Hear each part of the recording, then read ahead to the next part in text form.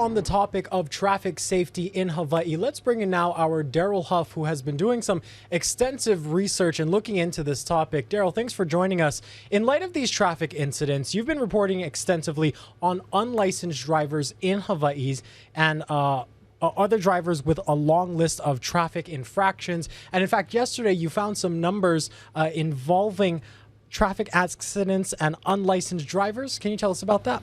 Sure. It was actually a very striking thing is that I was referred to a particular legislative bill, and I went back and looked at the hearing on YouTube, and the prosecutor blurted out this statistic that I found kind of unbelievable. He said that 19% of the fatal accidents in Hawaii involve unlicensed drivers.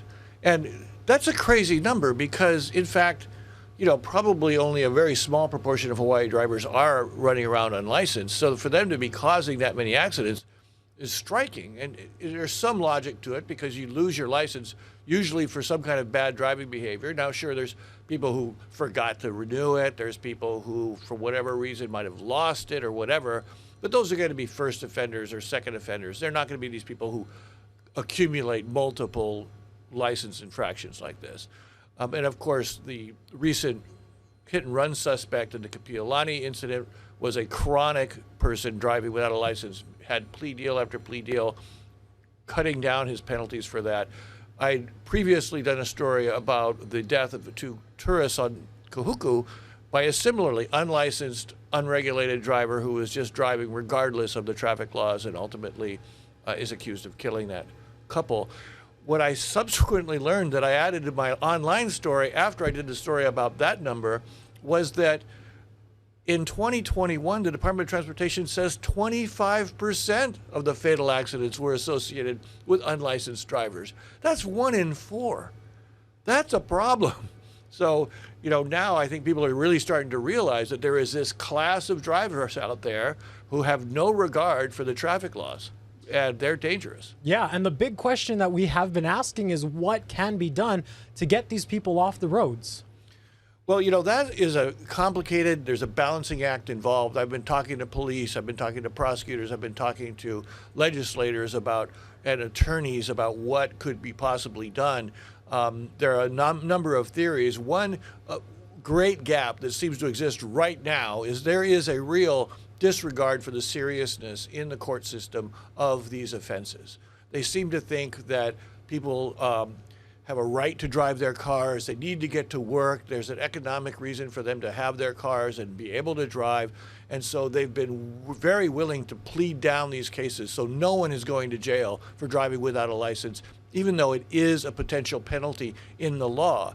Now, yesterday I watched in this hearing a public defender actually say, we should reduce the penalties for driving without a license because that way we won't have them clogging up the court system so we can focus on more serious offenses.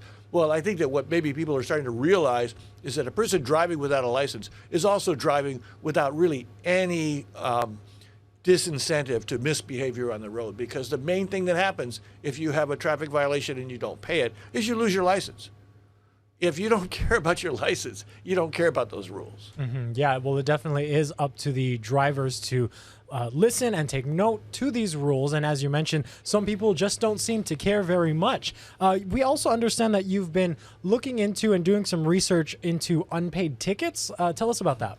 Well, see, that was where this investigation began, because when I looked into the Kahuku death case, I discovered that driver, who's now charged with manslaughter, had run up more than $3,000 in unpaid fines.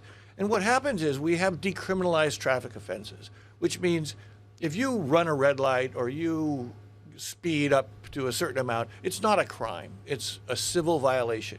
And what the court system does is if you don't pay that fine, if you don't mail in the check, any of us who've had a violation, a parking ticket, know that you could just write a check and mail it in, and that's the end of it. There is no accumulation of your record. It used to be a point system. You had 2 motoring violations, you got 3 points, you were in danger of losing your license. We've talked about how nobody cares about that. But anyway, people have been ignoring traffic violations to the point where, and I just arbitrarily picked 11 years. I asked for these numbers from the judiciary, and it was $82 million in unpaid fines. $82 million. And that started to make me realize that there is this huge class of people out there who are completely outlawed delinquent drivers, and they are a risk to all of us. Yeah, definitely. Well, Daryl, thank you so much for your insight on the topic of traffic safety. We'll be sure to cover more of this in the weeks ahead. And we've got more to look into, too.